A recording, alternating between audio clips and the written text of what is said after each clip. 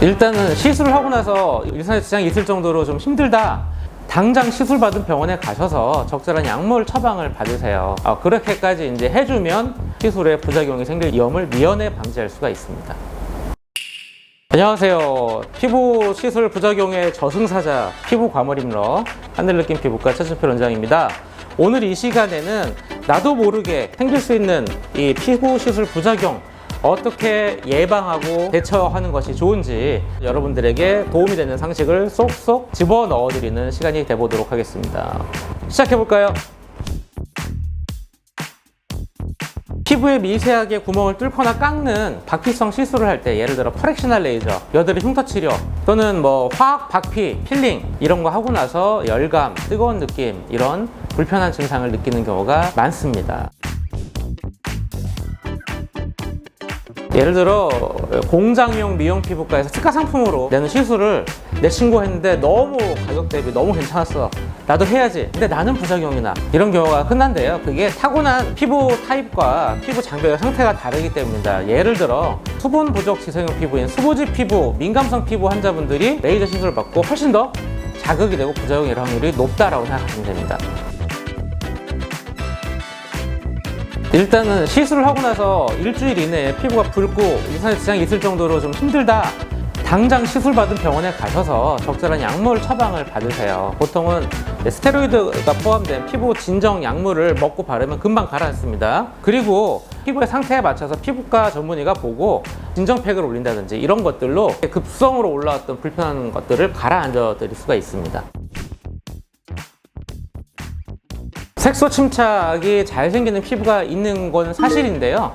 염증 후 과색소 침착은 충분히 예방을 할 수 있는 기간이 있어요. 왜냐하면 내가 시술을 잘못 받아서 상처가 났어, 그렇다고 바로 색소 침착이 생기는 게 아니고요. 보통 염증 반응이 지속돼서 2주에 4주가 됐을 때 3, 4주 차에 염증 후 과색소 침착이 생깁니다. 따라서 시술 직후에 이상 반응과 불편함이 있을 때 바로 대처를 해서 염증을 효과적으로 낮춰주면 색소 침착까지 안 갈 수가 있는데 이거를 소홀히 한 거죠. 그래서 내 피부에 문제일 수도 있지만 충분히 예방 가능해서 안 생길 수 있는 색소 침착을 만들었을 수도 있습니다. 예를 들어 첫 번째는 타고난 피부가 안 좋은 환자분들이 있어요. 아토피 피부염, 지루 피부염 이런 것들을 어릴 적부터 있는 분들은 피부 장벽이 약하기 때문에 부작용이 높고요. 두 번째는 아까 말한 수부지 피부, 수부지 민감성 피부 타입도 피부 장벽이 약하기 때문에 부작용이 높고요. 그 다음에 세 번째는 제가 색소 환자를 많이 보는데, 색소 치료 전에 도마비전 촬영을 했더니 숨어있는 기미가 있다. 기미가 숨어있을 때, 기미가 동반됐을 때 색소 레이저 시술 과정에서 부작용 위험이 매우 높아집니다. 똑같은 얘기가 나온다는 건 그만큼 중요하다는 거죠. 예를 들어 술, 담배를 안 한다, 되게 중요한 건데 똑같은 얘기일 수 있고, 제 피부과에서 제일 중요한 거는 보습을 충분히 하고 자외선 차단을 해라. 이게 너무 이제 바이블 같은 거라 똑같은 얘기가 반복되는 건데, 딴 거는 필요 없어요. 보습도 충분히 바르고 외출할 때 자외선 차단 바르는 거 꼭 지켜주시고요. 그 다음에 제일 중요한 거는 이제 병원의 역할이에요. 항상 시술 당일날, 그 다음에 시술 다음날 반드시 해피콜을 해서 불편한 건 없는지, 경계가 명확하게 빨개진 건 없는지, 진물이 나는 건 없는지 체크를 해주는 게 필요해요. 이렇게 해피콜을 해줌으로써 혹시나 발생할 수 있는 부작용을 미연에 예방할 수가 있습니다.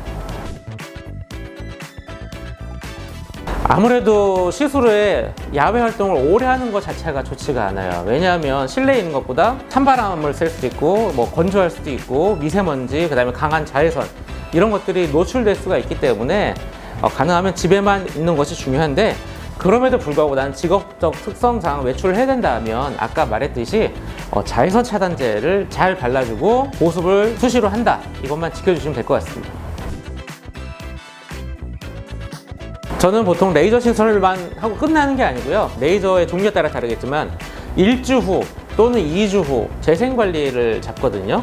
그래서 제가 1주나 2주 후에 꼭 환자의 피부 상태를 봐서 잘 회복이 되었는지, 혹시 레이저 과정에서 불편한 건 없었는지, 부작용이 발생할 위험 없는지 체크합니다. 그래서 1, 2주 안에 다시 병원에 방문해서 시술한 의사한테 진료를 보는 것이 좋고요. 또 그거 아니더라도 아까 얘기했지만 병원에서 시술 당일날, 다음날 해피콜을 해서 확인을 하는 것도 무척 중요합니다.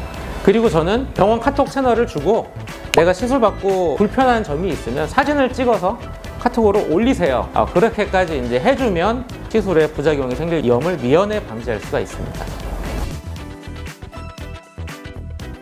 내 가족이라면 뭐 피부과뿐만 아니라 예를 들어 제가 안과를 갈 수도 있고 뭐 내과를 갈 수 있잖아요. 내 가족이 병원을 갈 때 제가 지키는 것, 첫 번째, 전문의에게 맡겨라. 피부과라면 피부과 전문의에게 반드시 진료를 보고 상담, 치료를 하는 거를 선택할 것 같고요. 두 번째는 치료가 되게 다양해요. 내가 이런 걸 하고 싶은데 A, B, C, D, E가 있으면 제일 안전하고 쉬운 치료부터 시작을 합니다. 처음부터 가장 뭐 강력하고 효과적인, 한국 사람들은 그런 거 좋아하는데 그런 거 선호하지 않고요. 저는 한 단계 한 단계 제일 안전하고 쉬운 것부터 시작을 한다. 마지막으로 그 병원에서 준 시술 주의사항을 꼼꼼히 읽어보고 그 원칙대로 지키는 게 중요해요. 이게 아주 뻔한 얘기 같지만 그거를 매뉴얼처럼 지키면 당연히 더 효과적이고 부작용이 적어지게 될 수 있습니다. 속담에 비유할게요. 소 잃고 외양간 고친다. 이게 부작용이 나기 전까지는 설마 내가 부작용이 나리라 상상도 못 하거든요. 근데 한번 부작용이 난 다음에 이제 정신을 차려서 열심히 이제 검색도 하시고 정보를 많이 보세요. 그래서 제 영상을 보시는 분들이 이미 부작용이 나서 이제 검색하신 분도 있겠지만 아직 시술을 안 했고 피부과 시술을 지금 고민 중이신 분들에게 미리 말씀을 드립니다. 반드시 안전하고 꼼꼼한 시술 받으시고 부작용 없는 튼튼한 피부, 건강한 피부 거듭나시길 바라겠습니다. 화이팅! 제가 대한피부레이저학회 그 상임이사를 오래전부터 하고 있는데 작년부터 저희 피부과 피부레이저학회 수건 사업이었어요. 대한피부레이저학회 교과서를 집필하자. 그래서 각 대학의 교수님들과 그다음에 개원가 선생님들이 이제 주축이 돼서 피부과 전문의 선생님들로 구성된 이제 집필진이 이런 대한피부레이저학회 교과서를 처음으로 발간하게 됐습니다. 우리 의과대학 학생들 그리고 피부과를 수료하는 피부과 레지던트 전공의 선생님들 그리고 이제 피부 레이저 시술을 하시는 선생님들이 이 책을 읽어보시고 꼭 도움이 되셨으면 좋겠습니다. 자, 지금까지 피부 과몰입러 하늘느낌 피부과 최천필 원장이었습니다. 모두 다음 시간에 봬요.